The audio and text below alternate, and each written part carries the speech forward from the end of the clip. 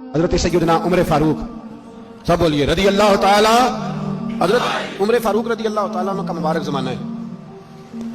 حضرت عمر نے فوج بھیجی ایران کے حکمران کے ساتھ جہاد کرنے۔ ایران کے بادشاہ نے 2 عیسائی جاسوس بھیجے، کہنے لگا ذرا پتہ تو کرو مسلمانوں کا رات کا طریقہ کیا ہے، میں صف بندی کراتا ہوں۔ وہ ساری رات صف بندی کراتا رہا۔ 2 جاسوس آئے مسلمانوں کی معلومات کرنے۔ معلومات کر کے جب واپس گئے تو حضرت عمر فاروق رضی اللہ تعالیٰ عنہ کے سپاہیوں کو دیکھا، غور سے پلٹے۔ بادشاہ کہنے لگا کیا حال دیکھ کے آئے ہو؟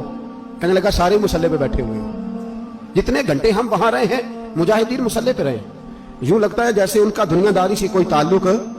اور کہنے لگے بادشاہ کوئی ایسی طاقت ہے جس کو وہ بلا رہے تھے، کوئی ایسی قوت ہے جس کو وہ پکار رہے تھے، ہمیں بھی وہاں کھڑے ہو کے محسوس ہوتا تھا کہ ہاں کوئی ہے جو آ جائے گا ان کی مدد کے لیے، کوئی ہے جو پہنچے گا ان کی مدد کرے گا۔ ایران کا بادشاہ کہنے لگا مجھے سمجھ آ گئی ہے، وہ جسم کی طاقت سے ہی نہیں لڑتے، وہ کوئی غیبی طاقت ہے جس سے وہ لڑتے ہیں۔ بھائی وہ غیبی طاقت بھی تو ہمارے پاس ہم نے ناراض کر لیا نا، وہ بھی تو نہیں نا، مسجد کا رخ بھی تو کوئی نہیں۔ اور میں نے پچھلے جمعے بھی کہا تھا، پھر کہتا ہوں، وہن ہو گیا امت۔ نبی پاک نے فرمایا امت کو وہ کیا ہے، دنیا سے محبت ہو گئی ہے، موت سے کراہت ہو گئی، وہن ہے۔ صحابہ کرام کو موت سے بڑا پیار تھا، موت سے بڑی محبت کر، ہماری طرح نہیں وہ کہتے تھے مریں گے تو منو مٹی، تو وہاں ٹھیک ہے عذاب قبر حق ہے، لیکن میں کہا کرتا ہوں سالوں کے بعد جو پردیس سے ماں کے پاس آئے، ماں اسے عذاب نہیں دیتی، اس کا ماتھا چوما کرتی ہے۔ اور بھائی جو رب کریم کی بارگاہ میں جائے گا تیرا کیا خیال ہے، گل سڑ جائے گا؟ مدینے والے حبیب نے فرمایا قبر المومن روضۃ من ریاض الجنہ، فرمایا میرا مومن جب قبر میں جاتا ہے تو اللہ جنت کے سارے دروازے کھول دیتا ہے، وہ تو اللہ کی رحمت میں پہنچتا ہے۔ کون کہتا ہے مومن مر گئے، وہ تو قید سے چھوٹے اپنے گھر گئے۔ کون کہتا ہے قبر میں عذاب ہے تو صرف عذاب ہی ہے، ہاں مجرم کو سزا ملے گی، لیکن مومن ہمیشہ جہنم میں، وہ بالآخر جنت میں جائے گا، بالآخر جنت میں جائے گا۔ اور کسی درویش نے بات کی، وہ کر کے چلے گئے، پر کمال ہی کر گئے، کہنے لگے دوزخ میں تو کیا، میرا سایہ نہ جائے گا، کیونکہ رسول پاک سے دیکھا نہ جائے گا۔ نبی پاک سید عالم علیہ السلام کے غلام تو دیکھو نا، ساری زندگی عمر فاروق، بخاری پڑھو تو صحیح، ساری زندگی عمر ہر نماز کے بعد کہتے تھے اللہم ارزقنا شہادۃ فی سبیلک، اللہ بسترے پہ موت نہ دینا، موت مجھے شہادت کی دینا۔ حضرت سیدنا مولا علی شیر خدا کرم اللہ تعالیٰ وجہ الکریم ساری زندگی کہتے رہے اللہ علی نے میدان میں عمر گزاری ہے، اسے شہادت کی موت عطا فرما۔ وہ بھائی یہ تو شہادتیں مانگنے والے۔ حضرت امام حسین میدان کربلا میں کھڑے تھے، شمر کہنے لگا حسین تیری چاروں جانب موت ہے، تو آپ فرمانے لگے تجھے ابھی ہمارا پتہ ہی نہیں، موت سے تو ہمارا پیار چلتا ہے۔ اور فرمایا یہ شہادت تو ہمارا پیچھا کرتی ہے، پہنچ جاتی ہے جہاں ہم ہوتے ہیں، موت سے ڈرا رہا ہے۔ مسلمان کا مرنے کو دل نہیں کرتا، ورنہ وہ اتنی بڑی کوٹھی میں کون رہے گا؟ مرنے کو دل اس لیے نہیں کرتا کہ وہ جو 6 کروڑ 10 کروڑ ڈالر لوٹ کے رکھے، مر گئے تو کھائے گا کون؟ وہ فقیر فاقہ مست تھے، ان کا گھر ہی کوئی نہیں تھا، ان کے بینک بیلنس ہی کوئی نہیں تھے، وہ کہتے تھے گھر ہمارا ہے وہ جو ہمارے رب نے تیار کیا ہوا ہے، ہمارا بینک بیلنس ہے وہ جو ہمیں جنت میں جا کے ملے گا، ان کا تو یہ کھاتا ہی کوئی نہیں تھا، اس لیے وہ شہادت کی۔ حضرت عمر بن جموع رضی اللہ تعالیٰ عنہ میدان احد میں 4 بیٹے لے کے آئے۔ کتنے بیٹے؟ بول کے بتائے۔ 4 بیٹے لے کے عمر بن جموع آئے، اور خود ایک ٹانگ سے لنگڑے سے آبی ہے، ٹانگ چھوٹی ہے، حضور کے سامنے کھڑے ہوئے، کہا محبوبہ میرے 4 ہی تھے، میں 4 لے آیا ہوں، قبول کر لے۔ تو حضور نے فرمایا تو کیوں تلوار اوڑے آیا ہے، یہ تو نے کیوں گلے میں اسلحہ ڈالا ہوا ہے؟ کہا یا رسول اللہ میں نے بھی تو جانا ہے نا۔ تو حضور نے فرمایا 4 بیٹے جو ہیں۔ تو حضرت عمر بن جموع نے بات کی، صحابہ کہتے ہیں ہم لبوں سے مسکرا رہے تھے، آنکھوں سے رو رہے تھے، کیا عجیب انداز ہے۔ حضور نے فرمایا عمر 4 بیٹے جو آ گئے تو رہنے دے۔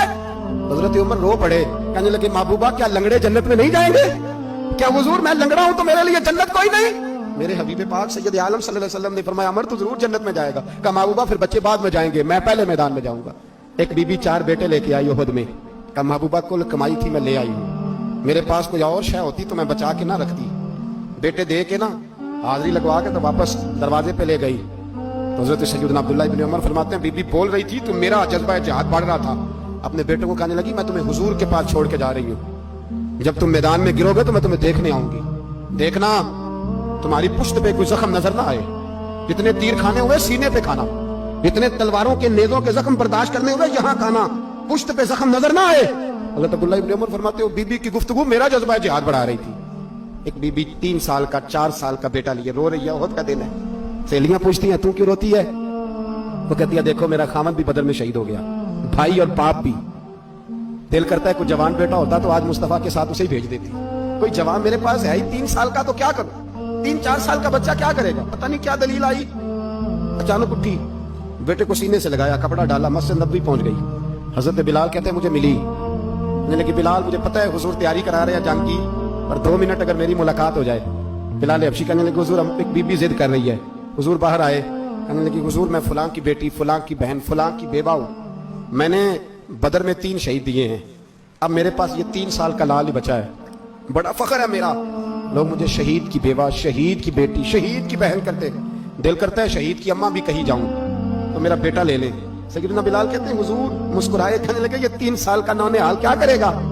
कहते अम्मा का अजीब जज्बा है। कहने लगी महबूबा सुना है असला भी थोड़ा ही है, ढाले ज्यादा कोई नहीं, मेरा बेटा साथ रख लें, जब आपकी तरफ कोई तीर आया ना तो मेरा बेटा ढाल के उसको ढाल बना के आगे कर देना।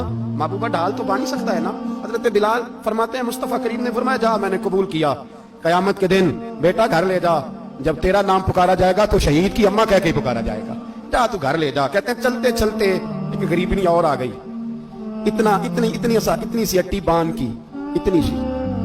बिलाल हुजूर से मुलाकात हो जाएगी, नबी पाक आ गए, कहा महबूबा ये गलबा इस्लाम में मेरा भी हिस्सा डाल ले। हुजूर ने फरमाया ये क्या है? कहने लगी हुजूर खामद फौत हो गया, औलाद अल्लाह ने बेनियाजी से दी नहीं, सवेरे चरखा काट के रिज़्क़े हलाल खाती हूँ, मेरे पास ना ये इतना सा बान है, एक घोड़े की लगाम बन जाएगी, महबूबा हिस्सा तो डाल जाएगा ना दीन के लिए, मेरी कबूलियत हो जाएगी। मेरे हबीब ने हाथ उठाए और दुआ मांगी, कहे अल्लाह जितना तू मैदान के मुजाहिदों को अजर अता फरमाए उतना इस गरीबनी को भी अता फरमा, उतना इसे भी देना। भाई ये जज्बे थे, ये रंग था उम्मत मुस्लिमा का, इसलिए काफिर घर में बैठ के कंपा करता था। अब उसे पता है ये एसी वाली कार से नहीं निकल सकते, उसे पता है कि हमने इन्हें बोतल पे लगा दिया है, अब ये पेप्सी मरिंडा और ये पी के खाने के साथ तो ये मस्त रहते हैं, अब ये नहीं निकल सकते घर से, हमने इन्हें उन चीजों पे लगाया है जो इनके वजूद को खोखला कर रही, अब कैसे मैदान में निकलेंगे? वो इसलिए नहीं डरता कि वो तेरी आसाइशों, तेरी जिंदगी में आने वाली सहूलतों से आशना है। मौत बिस्तर पे भी आ जाती है, लेकिन जिसको मैदान में आती है वो सारी जिंदगी जिंदा रहता है, वो सारी जिंदगी जिंदा रहता है। भाई मरना तो है, लेकिन अगर जिंदगी दीन के काम आएगी तो अमर हो जाओगे, बच जाओगे।